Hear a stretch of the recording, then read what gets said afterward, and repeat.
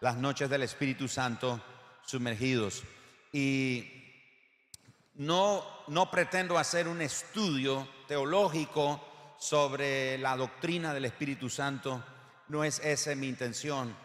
Básicamente lo que deseo es, a través de la Escritura, contemplar esa persona maravillosa, increíble, poderosa, como es el Espíritu Santo. El Espíritu Santo es una persona que anhela comunión con nosotros, los que somos hijos de Dios. El Espíritu Santo nos anhela. De hecho, la Biblia dice que Él nos anhela celosamente. Él anhela tener comunión con cada uno de nosotros. El Espíritu Santo no es una fuerza mística, no es una fuerza impersonal, sino que es una persona a quien nosotros personalmente, valga la redundancia, podemos conocer, pero que también podemos amar. Gracias, hermano. Ese es el Espíritu Santo. No es una fuerza, no es algo místico, no es algo impersonal. Es alguien a quien podemos conocer y a quien podemos amar. Seguramente en algún momento de su vida cristiana usted ha oído términos como estos: bautismo en el Espíritu Santo o el bautismo del Espíritu Santo. Bautismo en el Espíritu Santo o el bautismo del Espíritu Santo. Y seguramente ha escuchado estos términos en muchos círculos cristianos. Y en algunos de estos círculos cristianos es probable que estos términos estuvieron acompañados de controversia o de aspectos negativos, especialmente cuando hablábamos o se habla sobre el bautismo en el Espíritu Santo o el bautismo del Espíritu Santo. Lo cierto es que no debería sorprendernos que el diablo, el enemigo de los creyentes, instigue tanta controversia como le sea posible para que, en cuanto al ministerio y los métodos usados por el Espíritu Santo en la vida del creyente, en la creación, en el mundo, en la iglesia, en el inconverso, etcétera, etcétera, provoque en las personas cierta actitud de controversia o de negativismo. Esa es la intención del enemigo. Él quiere instigar en la medida de lo posible todo tipo de controversia que provoque en la gente un rechazo a la obra del Espíritu, como algo que dice: mejor ni nos metamos en ese tema, en esa área, porque es muy complicada. Y lo cierto es que ver al pueblo de Dios, ver a los creyentes caminando en una estrecha amistad y comunión con el Espíritu Santo, ver a cada creyente que camina en una relación estrecha, muy cercana con el Espíritu Santo, ver a cada creyente lleno de poder por el resultado de la comunión que tiene con el Espíritu Santo, esa es la peor pesadilla para el diablo. No hay peor cosa que atormente al infierno, es ver a los creyentes amando al Espíritu Santo, conociendo al Espíritu Santo, desarrollando una relación estrecha con Él, llenándose de poder. Esa es la peor pesadilla del infierno. El infierno no se preocupa si nos ve a nosotros caminando en nuestro ritualismo, en nuestras tradiciones, en nuestras experiencias, en nuestros conocimientos. Él no le preocupa nada de eso. Pero cuando Él ve creyentes, congregaciones, comunidades y naciones que anhelan la presencia del Espíritu Santo, eso es algo que le provoca la peor pesadilla a nuestro enemigo. Y es que si cada creyente anhela la comunión, la llenura, la búsqueda, esa comunión, amar, conocer al Espíritu Santo y llenarse del poder del Espíritu, no me malinterpreten, por favor. No estoy diciendo que nos convertimos en pequeños dioses, ¿verdad? No me malinterprete cuando voy a decir lo siguiente, porque para el enemigo es como millones de Jesús en miniatura que están deshaciendo sus obras y su maldad. ¿Me explico? No estoy diciendo, por favor, nadie salga diciendo de aquí, ahí el pastor dijo que somos pequeños dioses o pequeños Jesús. No estoy diciendo eso. Lo que estoy diciendo es que producto o como resultado de esa búsqueda, de ese amor, de esa comunión, de esa llenura del poder de Dios, ver a los creyentes llenos del Espíritu Santo, sumergidos en la obra y en la persona y en el poder y la unción del Espíritu Santo, le provoca al infierno una pesadilla terrible y nos ve a cada uno de nosotros como Jesús en miniatura, que estamos estropeando sus planes, estorbando sus planes. De hecho, miren lo que dice el libro de los Hechos en el capítulo 10 y el verso 38. Dice el doctor Lucas, que escribió este libro, dice: cómo Dios ungió a Jesús de Nazaret con, ¿qué cosa? ¿Con qué lo ungió? Con el Espíritu Santo y con poder, el cual anduvo haciendo bien y sanando a todos los oprimidos. ¿Por quién? Por el diablo, porque Dios estaba con él. Entonces, cuando nos disponemos en esa búsqueda, en ese anhelo, en eso de sumergirnos, ¿a cuántos de ustedes les gusta sumergirse en las aguas? Y hace competencia, quién aguanta más, quién respira, el que se ahoga no lo vuelven a invitar a la competencia, ¿no es cierto? Y hace clavados. Y yo tengo evidencia de algunos de ustedes haciendo unos clavados increíbles, porque nos encanta sumergirnos, queremos meternos. Sumergirse no es como un hermano que yo conocía, está él con el Señor, y por algún tiempo él era como un consejero para los jóvenes ahí en la iglesia donde yo conocí al Señor. Pero ninguno de nosotros sabíamos que él le tenía miedo al mar, que él aborrecía el mar. No es que le caía mal, pero él no quería nada que ver con el mar. Y un día la iglesia organizó un viaje para ir al mar, y por supuesto él tenía que ir. Y entonces nosotros veíamos todos los demás ahí, los que nadaban, se tiraban, los que no sabíamos, nos tirábamos de igual manera. Pero ese hermano, él no quería ir al mar y estaba sentado. Pasó toda la mañana y le preguntamos: hermano, ¿y por qué no va con nosotros ahí? Él dice: no, es que yo no me gusta el mar y yo lo estoy cuidando. Y alguien dijo: no es cierto, lo que pasa es que él le tiene miedo al mar. ¿Y para qué nos dijeron eso? Imagínese un solo adulto en manos de 50 jóvenes. Lo agarramos entre todos y aquel hombre se retorcía queriendo zafarse, pero era imposible. 100 manos lo sostenían fuertemente. Entramos al mar y lo tiramos como un saco. Si ese hermano amaba a Cristo y a su hermano, ese día nos lo demostró, porque era para habernos matado a todos nosotros, ¿verdad? Porque lo pudimos haber matado del corazón, del susto, de ahogo, lo que sea. Pero él no quería entrar. Algunos de nosotros, en la obra del Espíritu, en la vida del Espíritu, solo queremos ir ahí un poquito y mojarnos los pies y sentir el agüita fría, y no queremos ir más allá, porque el problema, alguien por ahí compartió un video en Facebook, y por favor, no me critique, porque todos ustedes tienen Facebook también. Pero en ese video que compartieron, era una señora que está tratando de ponerse en pie en el mar, y las olas la revuelcan literalmente y la llevan para allá y la traen para acá, y los hombres que quieren rescatarla están entrando, el mar los avienta por allá, medio le agarran la ropa, como puede se la sostiene ella, pero es un escándalo lo que está ocurriendo ahí.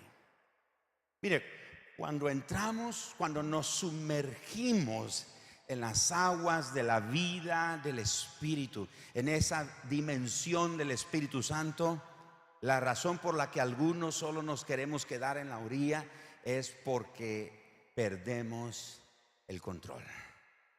Y todos en alguna manera, en alguna forma, queremos tener el control de todo. ¿No es cierto? Estaba el otro día hablando con un pastor, lo visitaba y él ha estado pasando algunos asuntos de salud. Y en algún momento yo veía que su mano estaba temblorosa, temblaba. Y yo veía que él luchaba porque él no quería que yo me percatara que él no puede tener control de su mano. Y está batallando con asuntos de salud, pero lo hemos declarado sano en el nombre de Jesús. Pero hay cosas en nuestra vida, ¿no es cierto?, que no tenemos el control.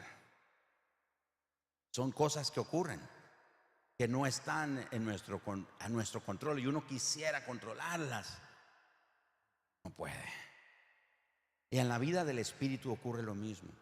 Cuando entramos, nos sumergimos, el Espíritu Santo se encarga de tomar el control. Nos quita las riendas a nosotros, nos quita el control de las cosas. Y entonces nos dice, si tú quieres entrar, debes de entrar a riesgo de que pierdes el control de todo.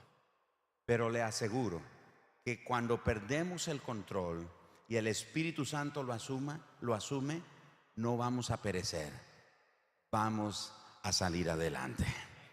Entonces, algunos tenemos ese miedo. Y el Espíritu Santo nos dice, hablando de él en Hechos 10:38, cómo Jesús fue ungido con el Espíritu Santo y con poder.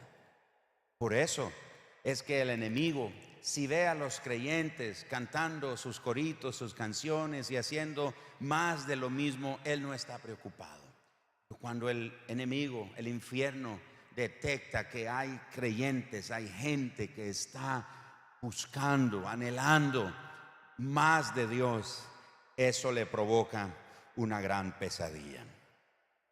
Pero en esta exploración que estamos haciendo sobre la obra del Espíritu Santo, nos preguntamos, ¿por qué hay tanta confusión alrededor de la relación entre el bautismo y el Espíritu Santo?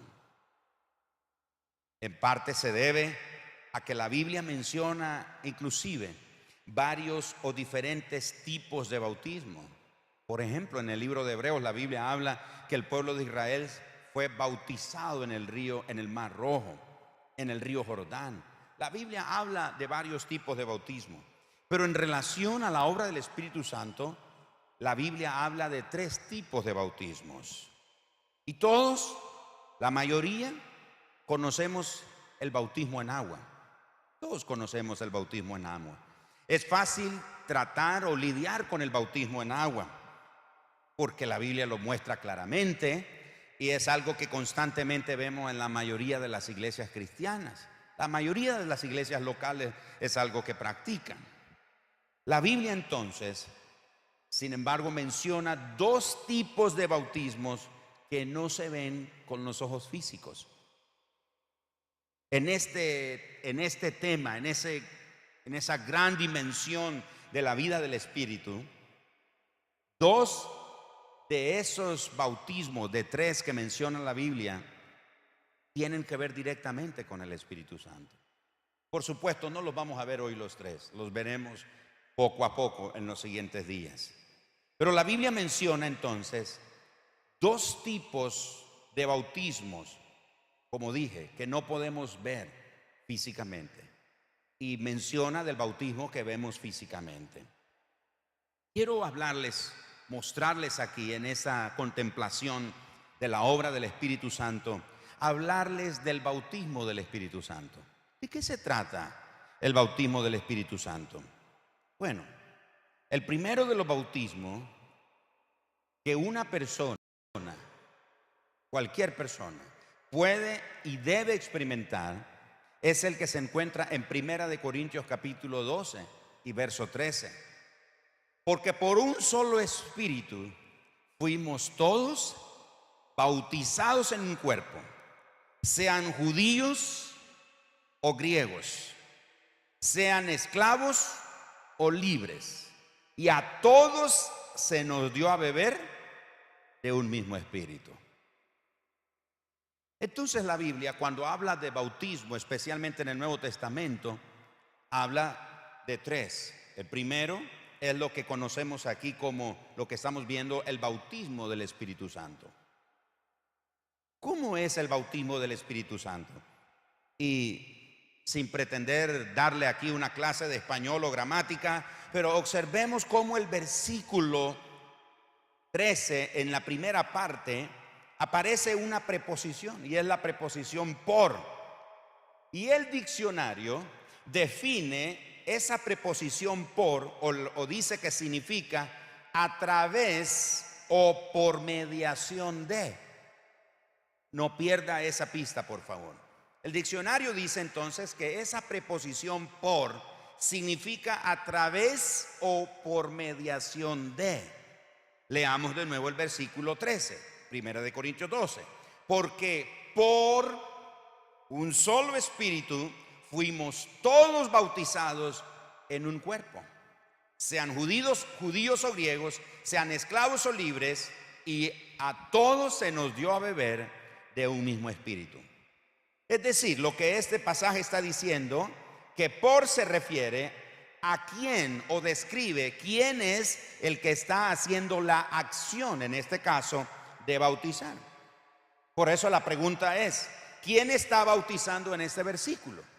De acuerdo a ese versículo 13 de 1 Corintios 12, la pregunta es, ¿quién está bautizando en este versículo? La respuesta es muy sencilla, el Espíritu Santo. ¿Quién está bautizando en ese texto? El Espíritu Santo.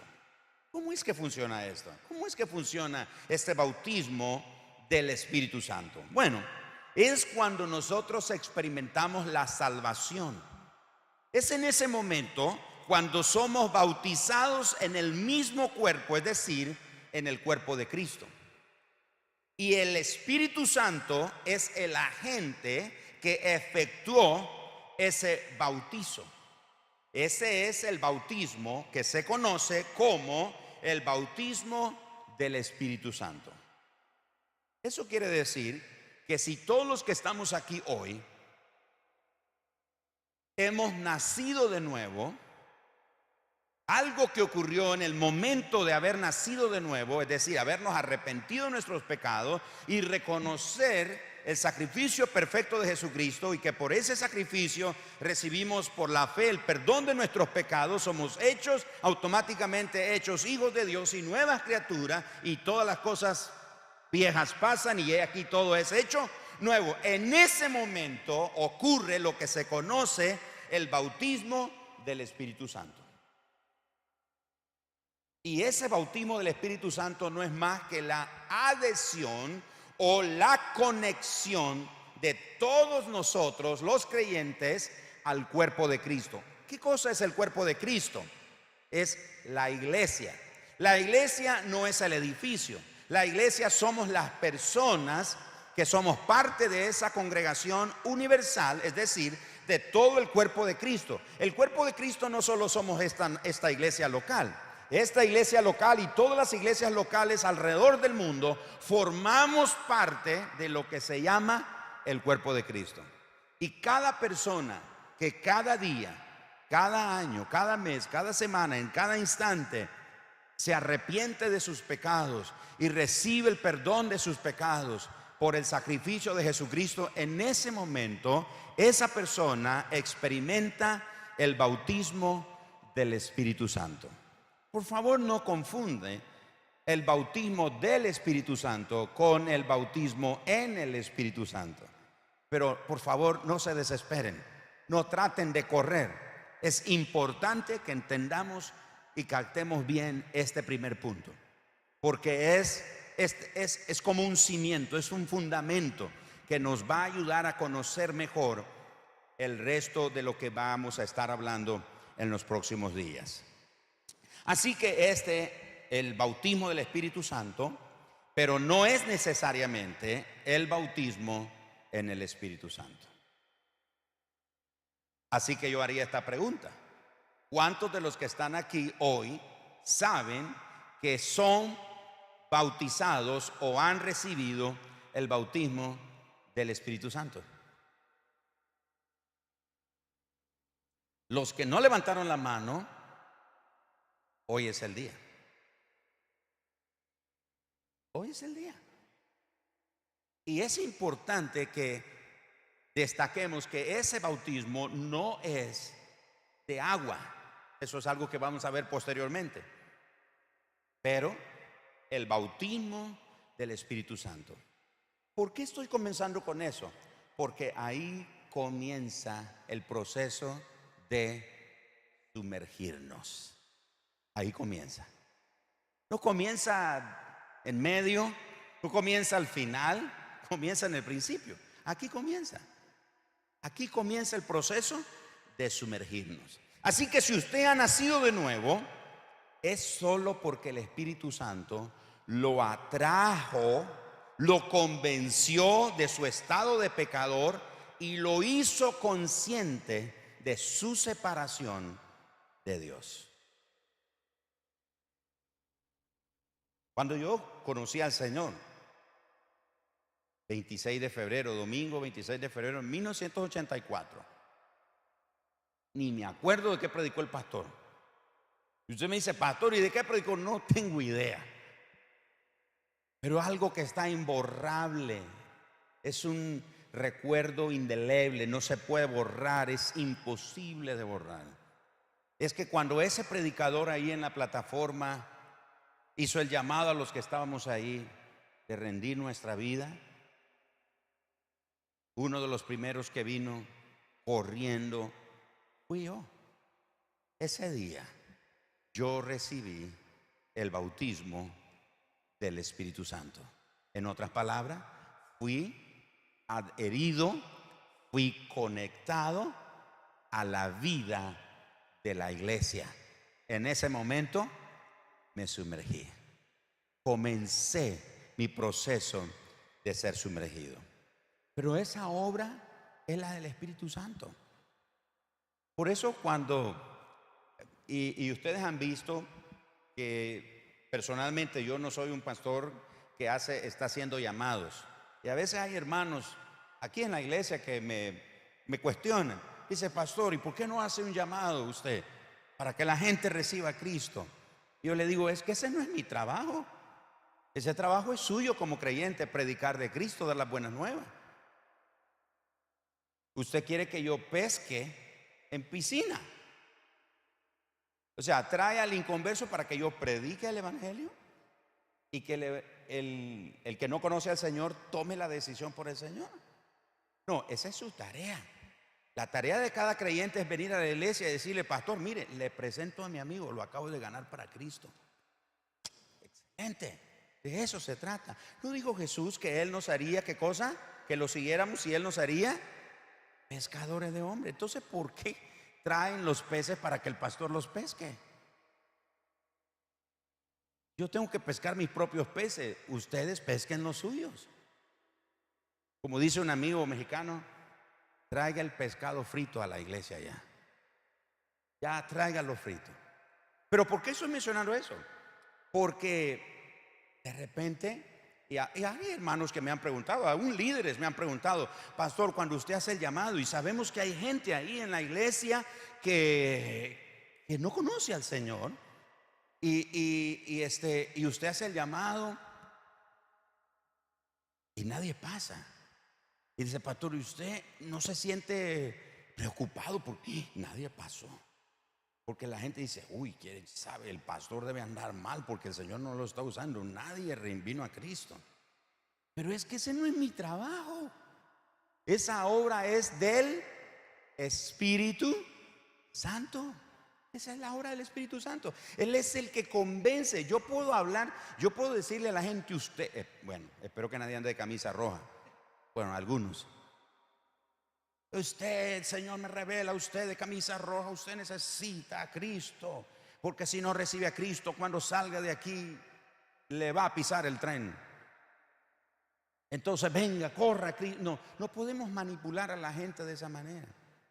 Sin embargo, a mí me ha sorprendido que algunas veces yo he hecho el llamado y ustedes han oído mi forma de hacer el llamado. Yo les he dicho, si usted está aquí en esta iglesia y nunca ha recibido a Cristo, va directo al infierno. Porque no lo hace salvo venir a la iglesia. Y yo suelo decir, usted no es coche o carro por dormir en el garaje de su casa. No somos cristianos por venir a la iglesia. Somos creyentes, somos hijos de Dios porque nacemos de nuevo por la obra que el Espíritu Santo se encarga de provocar en nosotros para rendirnos delante de Jesús, arrepentirnos de nuestros pecados, y en ese momento ocurre el bautismo del Espíritu Santo. ¿Me estoy explicando, hermano?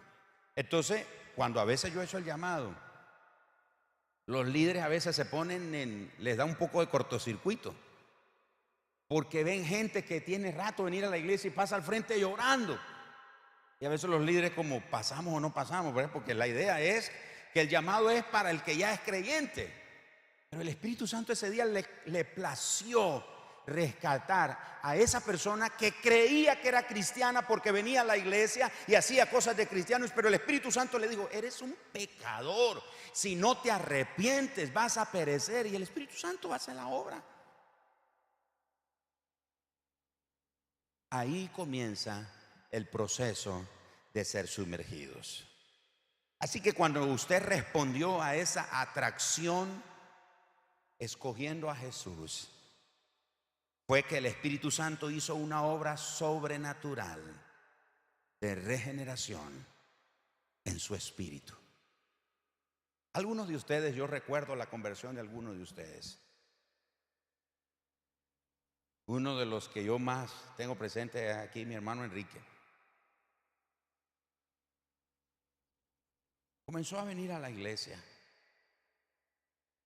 y venía como muchas personas, huraño, uy, eso de cristiano, eso de la iglesia, uy, esas cosas que hace ahí la iglesia, o gente que cae, o que gente que llora y que tiembla, esas cosas raras. Y allá sentado en la última silla, me acuerdo ese domingo, él se debe acordar la fecha, yo no me acuerdo, pero sé que era un domingo. Estamos predicando y cuando yo estoy haciendo el llamado, yo me acuerdo que ese hombre se desgajó de aquella silla, porque yo me imagino que él estaba agarrado de las sillas tratando de hacerse el fuerte, y el Espíritu Santo lo llamaba, ven, es tu día, hoy es tu día de salvación, pero no pudo. Es que cuando el Espíritu Santo viene a nosotros, uno cree que el Espíritu Santo en ese momento te va a decir, hijo del diablo, malvado, no, ¿sabes lo que hace el Espíritu Santo? Te dice que si eres pecador, pero te dice, ¿sabes qué? No tienes por qué vivir así. Tengo una vida diferente para ti. Pruébala y no te vas a arrepentir. Entonces yo me acuerdo, y es uno de los que yo tengo presente, y ese hombre vino corriendo aquí. Y aquí estaba su papá como en esta noche en primera fila, y comenzaron a llorar ahí los dos. Y se armó una lloradera. Todo el mundo llorando. Pero ¿qué era lo que pasa? Y uno dice, ¿qué es lo que está pasando? Esa es obra del Espíritu Santo. Yo pregunto esta noche, ¿cuántos de ustedes se recuerdan ese día, ese lugar, ese momento cuando el Espíritu Santo te tocó? El otro día mi esposa le estaba contando a mis hijos que cuando ella llegó a la iglesia, llegó un sábado y yo era el líder de los jóvenes. Llega el domingo en la mañana y se sorprende de verme que estoy dirigiendo la escuela dominical. Va al salón de clase de jóvenes y se sorprende que yo soy el maestro de los jóvenes. Al bautismo el otro día y se ve que yo soy el que canta los que somos bautizados. Yo llenaba la pila, el bautisterio, lo de vaciaba. Entonces, yo estaba metido en un montón de cosas. Entonces mi esposa le contaba a mis hijos de esos tiempos. Y ella le dijo, y su papá cantaba un corito que era de la semana. ¿Te acuerdas de esa canción, amor? Fue un día lunes. ¿Quién se acuerda de esa canción? Hay solo una persona. Ay, gracias, Señor. Uno. Y se cantaba esa canción que decía: fue un día lunes, alguien me ha tocado. Fue un día lunes, alguien me ha tocado. Era la mano del Señor. ¿Y qué es lo que pasaba? Bueno, el director de la canción cantaba todos los días de la semana: lunes, martes, miércoles, jueves, viernes, sábado, domingo. Entonces el día que te tocó el Señor, los creyentes se iban poniendo de pie como testimonio de que ese día es memorable. Ese día no lo puedes olvidar, cuando el Espíritu Santo te tocó, te mostró el amor y la misericordia de Dios. Yo quiero que sepas que ese día no cambiaste de religión. Ese día ocurrió algo sobrenatural en tu interior. Ese día ocurrió una transformación sobrenatural en tu espíritu que es inexplicable, es asombrosa, es increíble. En ese momento naciste de nuevo. En ese momento comenzaste una relación con Dios y ya no lo vistes como aquel que tiene el látigo y que castiga. Ahora lo vistes como tu Padre celestial, el que te amó siempre, el que aunque anduviste muerto en tus delitos y pecados, siempre te guardó, siempre te amó, tuvo misericordia de ti, te libró de la muerte, te libró de situaciones difíciles, guardó tu vida de situaciones en las que no podrías sobrevivir. Algunos de nosotros sentados aquí deberíamos estar o en un hospital o en el cementerio o en una cárcel, pero la inmensa misericordia de Dios nos alcanzó, nos tocó y nos mostró el gran amor que Dios tiene por todos aquellos que creemos en Él. Pero eso no fue por la elocuencia del predicador, eso no fue por el programa bonito que ocurrió cuando estabas ahí. Fue el Espíritu Santo. El Espíritu Santo. Y desde ese día comenzó tu proceso de sumergirte. Y ese es un proceso que nunca debe parar. No te quedes donde está. Sumérgete más, húndete más. Como el profeta, cuando el Señor le dijo: entra en las aguas del río. Y la Biblia dice que entró a las aguas y las aguas le llegaban ahí al ojo del pie, al tobillo. Pero el Señor dijo: no, ¿sabes qué? Hay una dimensión más profunda que puedes conocer. Entra. Y él entró a las aguas del río y ahora las aguas le llegaban a la rodilla. Pero el Señor dijo: no te quedes ahí. Eso es bueno lo que has logrado. Es fabuloso lo que has alcanzado en tu vida cristiana. Pero atrévete a ir un poco más abajo. Y cuando entras, te das cuenta que el agua te llega a la cintura. Y dice: oye, Señor, ya estuvo, Señor, ya no me pides más, Señor, ya es suficiente. Y el Señor dice: ¿sabes qué, hijo? Eso no es todo lo que tengo para ti. Entra en el río. Señor, pero si entro, no sé cómo lo voy a pasar. Ese río es tan ancho, es tan profundo. Entra. Ese río no va a destruirte. Ese río te va a sanar. Ese río te va a restaurar. Ese río va a provocar en ti una obra sobrenatural. De cuando la gente te vea, lo primero que te van a decir es: ya te lavaron el cerebro los evangélicos. Y tú adentro sabes que no fue el cerebro, ni fueron los evangélicos los que te lavaron. Fue la sangre de Jesús que lavó todos tus pecados. Y entonces el Señor dice: entra más profundo. Y cuando entras en ese último nivel, ya no puedes caminar, ya no puedes chapalear. Ahí tienes que nadar. Tienes que nadar en esas aguas. Pero ¿dónde comenzó eso? El día que Cristo vino a nuestro corazón. ¿Cuántos se acuerdan de ese día? Levanten la mano el día que se acuerda. ¿Qué tal si esta noche le damos gracias al Señor? Y hoy nos quedamos con el agua al tobillo. El próximo miércoles quiero animarte que vengas.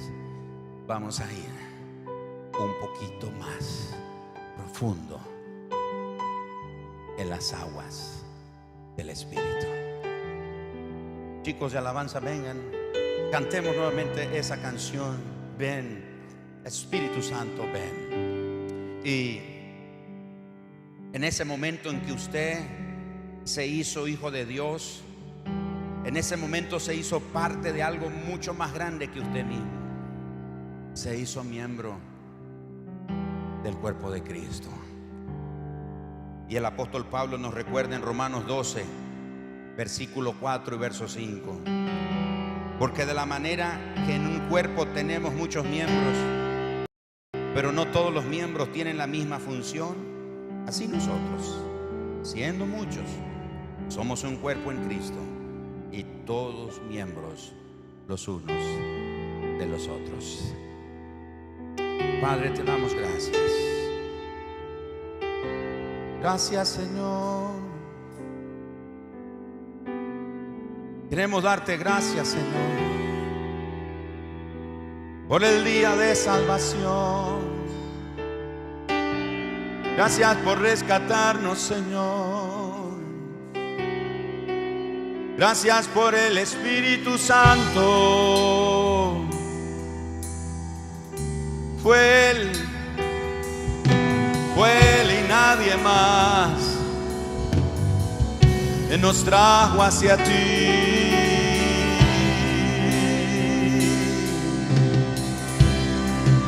Yo quiero ir más profundo, Señor. Yo quiero ir más profundo en ti. Espíritu Santo, quiero conocerte más. Quiero conocerte más. Quiero amarte más y más. Oh, Señor, no podemos olvidar el día, la hora, el lugar cuando nos encontraste heridos, pero nos rescataste, Señor. Levantamos nuestras voces, levantamos nuestra alma delante del Señor hoy y decimos: Espíritu Santo,